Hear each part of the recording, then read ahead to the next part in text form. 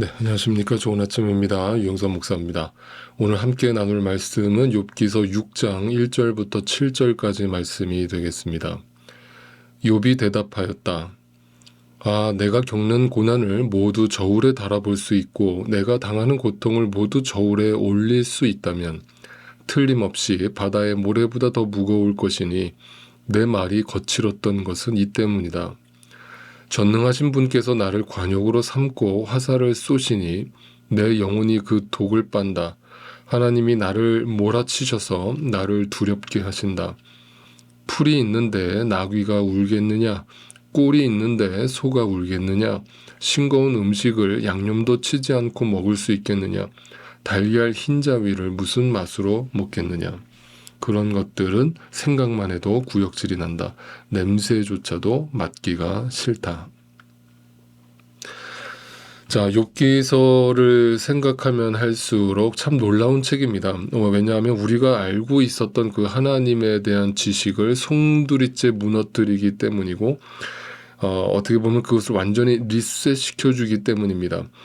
욥과 그 친구들이 나누는 대화를 통해서 우리가 그동안 얼마나 하나님을 오해하고 있었는지 또 안다라고 확신하고 있었는지를 다시 한번 깨닫게 됩니다.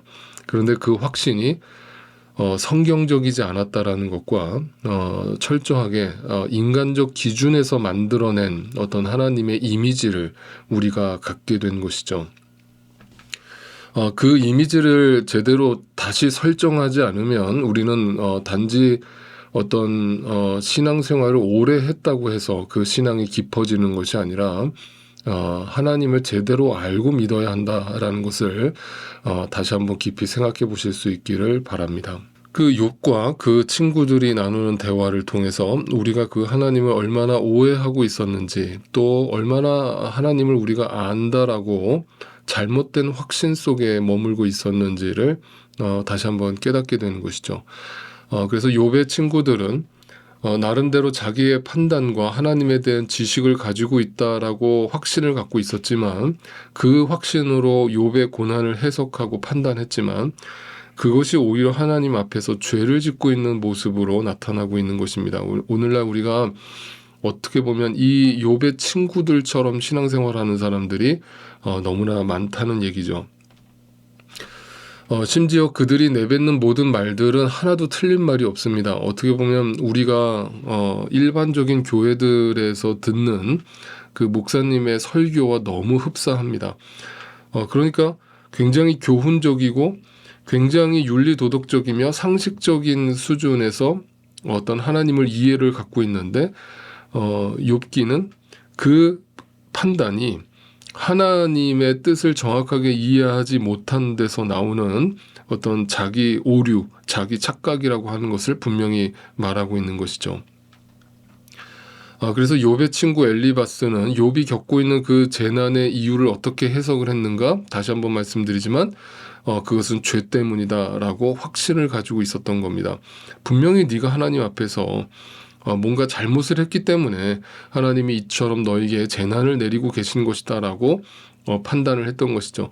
그래서 욥에게 일어난 어떤 이 일련의 고난은 분명 욥에게 문제가 있고 하나님은 그것을 징벌하고 계시며 그것을 돌이키게 하시려고 애를 쓰고 계시다라는 아주 단순한 접근이었던 것이죠. 그런데 오늘 본문에서 욥은 그런 엘리바스의 말을 전혀 인정하지 않습니다. 여기까지는 좋은데 욥도 사실은 그걸 부정하면서도 아무리 자기를 돌아봐도 자기가 하나님 앞에 죄를 지은 것이 없다라는 사실을 분명히 고백하면서 그 엘리바스의 말을 전면으로 반박하는 것까지는 좋은데 왜 자기가 그거를 반박하는지 정확하게 그 하나님이 누구신지 하나님이 나에게 지금 뭘 원하시는지에 대해서는 정확하게 그 답을 알지 못하고 있다는 사실이죠. 그래서 지금 욥은 굉장히 혼란스럽습니다. 이 상황이 절대 자신의 어떤 죄로 인한 결과가 아닌 것은 분명히 알고 있지만 그렇다면 도대체 하나님은 왜 나에게 이 고난을 주고 계시며 그 하나님의 뜻이 무엇이며 하나님이 나에게 뭘 원하고 계시는가를 정확하게 알지 못하기 때문에 더 고통스럽다라고 느끼고 있는 것이죠. 그래서 오늘 욥은 지금 자신이 느끼고 있는 그 심정을 이렇게 표현하고 있습니다. 다시 한번 1절을 보시면 내가 겪은 고난을 모두 저울에 달아볼 수 있고 내가 당하는 고통을 모두 저울에 올릴 수 있다면 틀림없이 바다의 모래보다 더 무거울 것이니 내 말이 거칠었던 것은 이 때문이다. 내 말이 거칠었다라고 하는 이 욥의 표현은 앞에 우리가 살펴봤지만 3장에서 욥이 처음에는 입술로서 죄를 짓지 않다가 계속 고난이 반복되니까 자신의 생일을 저주하는 말들을 내뱉지 않습니까? 그러니까 자기의 입이 거칠어질 수밖에 없었던 이유가 뭐냐? 이 극심한 고난 가운데 이 고난이 얼마나 무거운지를 고백하고 있는 거예요. 그런데 중요한 것은 단지 이 욥이 자기가 지금 바다의 모래보다 무거운 고통 가운데 있다라고 말하는 이 고백이 단지 그 고난이라고 하는 그 재난이라고 하는 것 때문에 힘들다고 말하는 게 아니에요. 그 이유를 그 다음 구절에서 이렇게 설명하죠.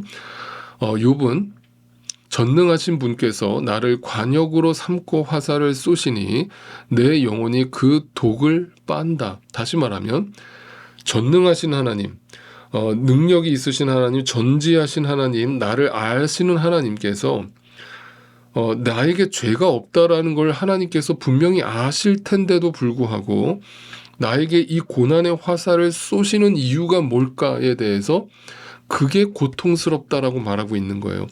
그러니까 다시 말하면 뭐 자식을 잃고 지금 재산을 다 빼앗기고 지금 뭐 이 땅에서 복을 다 잃어버린 것 때문에 고통스러운 게 아니라 도대체 그 하나님이 왜 나에게 이 고난을 주시는가 때문에 고통스러운 거예요. 왜냐하면 자신은 그동안 하나님을 잘 안다고 생각했는데 내가 뭔가 하나님의 뜻을 모르고 있는 게 있구나라는 것 때문에 고통스러운 거예요. 그래서 그 말은 곧 무슨 말이냐면 마치 하나님으로부터 내가 버림받은 느낌을 받는 거예요. 그러니까 지금 욥은 그게 고통스러운 거예요. 그게 바다의 모래보다도 무거운 거예요. 그러면서 이렇게 말합니다. 풀이 있는데 나귀가 울겠느냐? 꼴이 있는데 소가 울겠느냐? 싱거운 음식을 양념도 치지 않고 먹을 수 있겠느냐? 달걀 흰자위를 무슨 맛으로 먹겠느냐?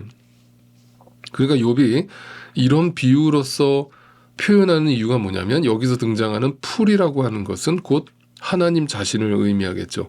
꼴은 하나님을 말하겠죠. 그러니까 하나님이 자신의 인생에서 그 풀과 같고 꼴과 같고 노른자와 같은 분인데 그분이 나에게서 등을 돌리시고 나에게서 멀어지는 것 같은 느낌을 받으니까 다시 말하면 하나님으로부터 버림받은 것 같은 느낌을 받으니까 지금 내가 이 땅을 살아갈 이유가 없어지는 것 같은 고통 때문에 지금 욥은 그게 고통스러운 거예요. 그러니까 하나님으로부터 버림받은 것이 아닌가라는 생각이 가장 두렵고 무서운 것이죠.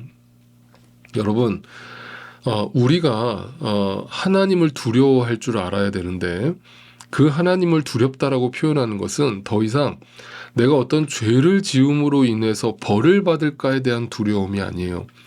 하나님의 자녀는요, 단지 내가 행한 어떤 잘못 때문에 하나님께로부터 벌을 받을까 두려운 게 아니라 내가 정말 하나님의 자녀라면 내가 잘못을 했을 때 사랑의 채찍을 맞는 것이 오히려 감사한 거예요. 그게 하나님의 사랑으로 느끼는 거예요. 그게 두려울 이유는 없는 거예요. 근데 근본적으로 우리에게 두려운 것은 뭐냐면 하나님이 나를 버리실까에 대한 두려움이에요. 내가 하나님으로부터 멀어질 것에 대한 두려움이에요. 여러분, 이게 신앙이에요. 여러분, 현재 여러분에게 만약에 하나님이 안 계시다라고 한번 가정을 해보세요. 내가 하나님을 만나지 못했다라고 한번 가정을 해보세요. 그게 두렵지 않고 그게 슬프지 않다면 여러분의 신앙을 다시 한번 돌이켜보세요. 그 하나님이 나의 인생 속에 차지하고 있는 부분이 절대적이지 않다면, 상대적이라면, 그것은 진짜 신앙이라고 할 수 없는 것이죠. 어차피 육신의 고난이라고 하는 것은 언젠가는 지나가는 것이고 죽으면 끝나는 것이에요. 네, 그것이 두려울 이유는 별로 없어요. 네, 그냥 죽으면 끝나는 거예요. 그 고통은요. 그런데 진짜 두려운 것은 그 하나님을 내가 제대로 알지 못하고 그 하나님을 만나지 못하고 살아가는 것이 두려운 것이고 그 하나님이 나를 버리시는 것이 두려운 것이죠.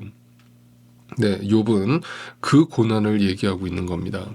그러니까 본질적으로 인간인 우리가 그 아버지 되신 창조주 되신 하나님을 알지 못하고 살아간다라고 하는 것은 오늘 욥의 표현대로라면 나귀에게 풀이 사라지는 것과 같은 그런 의미이고 소에게 꼴이 사라지는 것과 같은 의미라고 표현할 수 있는 겁니다.